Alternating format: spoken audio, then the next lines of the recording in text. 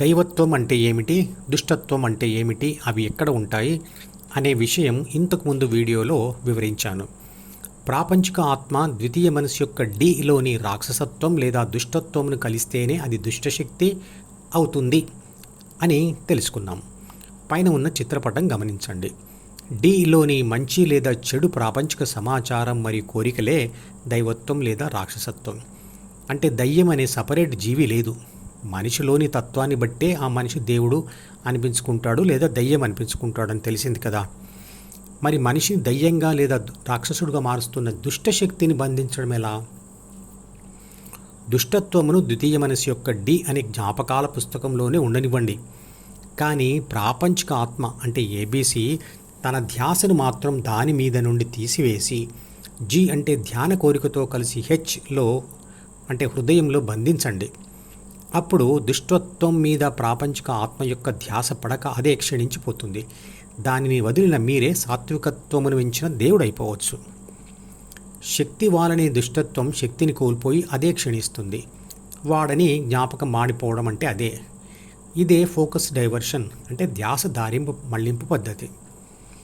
అనేక శక్తులలాగే ప్రాణశక్తి లేదా ఆత్మశక్తి కూడా విశ్వశక్తి నుంచి వచ్చింది. విశ్వశక్తి నుండి సూర్యుడికి శక్తి వస్తుంది. సూర్యుడి నుంచి సూర్యకాంతి మొక్కలకు వస్తుంది. మొక్కలు ఫోటోసింథసిస్ అనే ప్రక్రియ ద్వారా సూర్యశక్తిని గ్రహించి దాని సహాయంతో కాయలు, పండ్లు, ఆకులు తయారు చేస్తాయి. వాటిని తిన్న అన్ని జీవులకు ఆ ప్రాణశక్తి వస్తుంది. ప్రాణశక్తి లేదా ఆత్మశక్తి మన శరీరంలోని ప్రతి కణంలో ఏటీపీ అంటే అడినోసైన్ ట్రైఫాస్ఫేట్ అనే రసాయన పదార్థంలో రసాయన శక్తి రూపంలో దాగి ఉంది. దానికి నీరు కలిసినప్పుడు అది బయటకు వస్తుంది. మంత్రపుష్పం అనే శ్లోక సంపుటిలో శక్తి మరియు పదార్థముల మధ్య ఉన్న బంధాన్ని వివరిస్తాడు. పదార్థంలో శక్తి దాగి ఉంది మరియు శక్తిలో పదార్థం దాగి ఉంది అని, ఈ విషయం అనుభవపూర్వకంగా తెలుసుకుంటే ఆ ఆత్మ పరమాత్మ అవుతుంది అని అంటాడు. ఆ శ్లోక సంపుటి లింకును ఈ వీడియో డిస్క్రిప్షన్లో ఉంచుతున్నాను, వినండి. ధ్యాన సాధన సహాయంతో ప్రాపంచిక ఆత్మ యొక్క ధ్యాసను దుష్టత్వం నుంచి మళ్లించి హృదయంలో బంధించవచ్చు. రోప్ వాక్ అంటే ఎత్తు మీద కట్టిన తాడు మీద నడవడం గురించి మనం అందరం విని ఉంటాం. చేతిలో ఒక పొడవాటి కర్రను భూమికి సమాంతరంగా పట్టుకొని ఒక వ్యక్తి చాలా ఎత్తులో 2 స్తంభాల మధ్య కట్టిన తాడు మీద నడుస్తూ ఉంటాడు.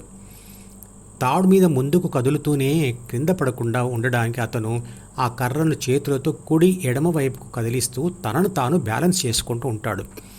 అదే సంయమనం అంటే. ధ్యానం చేస్తున్న ప్రాపంచిక ఆత్మ కూడా తన గమ్యస్థానమైన హృదయమును చేరి అందులో స్థిరంగా ఉండేంత వరకు ఇలాంటి సంయమనమే చేయవలసి వస్తుంది. అంటే ప్రాపంచిక ఆత్మ అంటే ఏబీసీ డి మరియు హెచ్ల మధ్య కట్టబడి ఉన్న జి అనే తాడు మీద తనను తాను బ్యాలెన్స్ చేసుకుంటూ డి నుండి హెచ్ వరకు నడవాలి అనుకోండి. ఆ తాడు మీద నుండి ఏబీసీ జారి పడితే మళ్ళీ ద్వితీయ మనసు యొక్క డిలోకే పడిపోతారు అనుకోండి. అలా జారి పడకుండా ఏబీసీ అభ్యాసము మరియు వైరాగ్యం అనే కర్రను వాడుకుంటూ సంయమనం అంటే బ్యాలెన్స్ చేసుకుంటూ డి నుండి హృదయం అంటే హెచ్ వైపు నడుస్తూ పోతూ చివరిగా అందులో స్థిరపడిపోతుంది. ఇక్కడ తాడు మీద నడుస్తూ ఉన్నప్పుడు ఎలాగైతే ప్రపంచాన్ని పట్టించుకోకుండా ఉంటామో అలాగే ధ్యానం చేస్తున్నప్పుడు కూడా వైరాగ్యాన్ని పాటిస్తూ అంటే మనసులోని కోరికలను, ప్రపంచాన్ని గమనించకుండా ఉండవలసి వస్తుంది.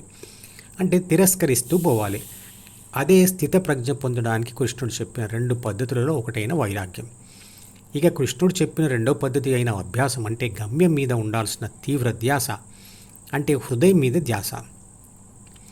ఇవే 2 ఆయుధాలు లేదా బ్యాలెన్స్ చేసుకునే కర్ర.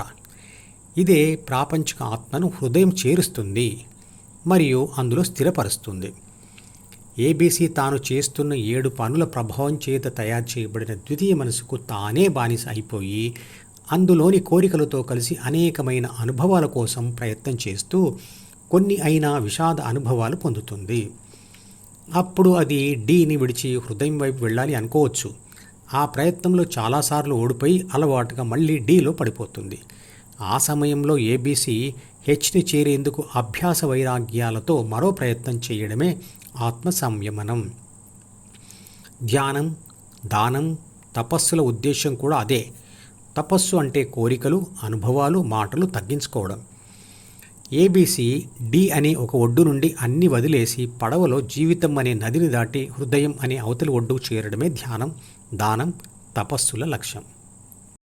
ఈ మధుపదం యూట్యూబ్ ఛానల్ వీడియోని సబ్స్క్రైబ్ చేసి గంట గుర్తును నొక్కి ఆల్ని సెలెక్ట్ చేసి ప్రతిరోజు యూట్యూబ్ ఓపెన్ చేసి అడుగున ఉన్న సబ్స్క్రిప్షన్ బటన్ నొక్కితే అన్ని లేటెస్ట్ వీడియోలు చూడవచ్చు.